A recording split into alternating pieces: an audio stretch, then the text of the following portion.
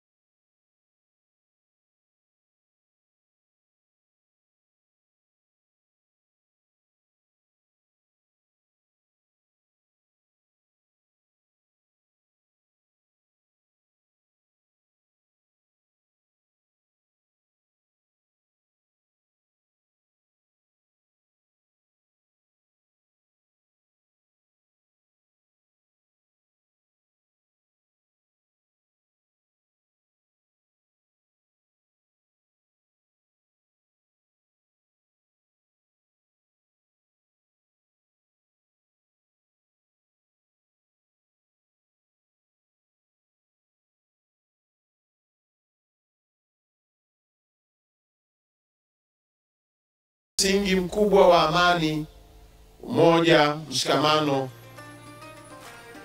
na mafanikio yote tulionayo katika mkoa wetu ni kutokana na kazi kubwa wanayoifanya, kwanza ya kutuombea bila kuchoka, lakini ya pili kutufundisha ili tuendelee kubaki katika misingi ya kumtegemea na kumwamini Mungu, lakini ya tatu kutushauri ili tuendelee kuwa viongozi bora tunaowashirikisha wananchi tunaoongoza. Kwa madhehebu yote, Waislamu na Wakristo, ninaomba kutoa shukrani zangu za dhati kwenu na kuwaomba msichoke kutufundisha na hata kibidi kutuonya ili tuyafanye yaliyo mapenzi ya Mungu kupitia maandiko ya vitabu vitakatifu.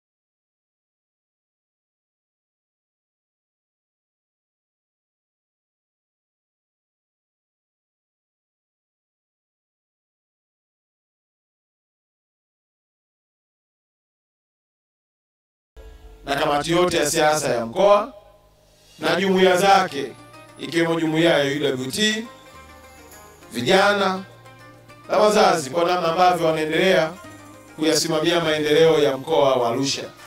Wananchi wa mkoa wa Arusha kwa makundi yao yote, nikimaanisha vijana, wazee, wakina mama, makundi yote, kwa namna ambavyo wameendelea kuwa pamoja na serikali yao.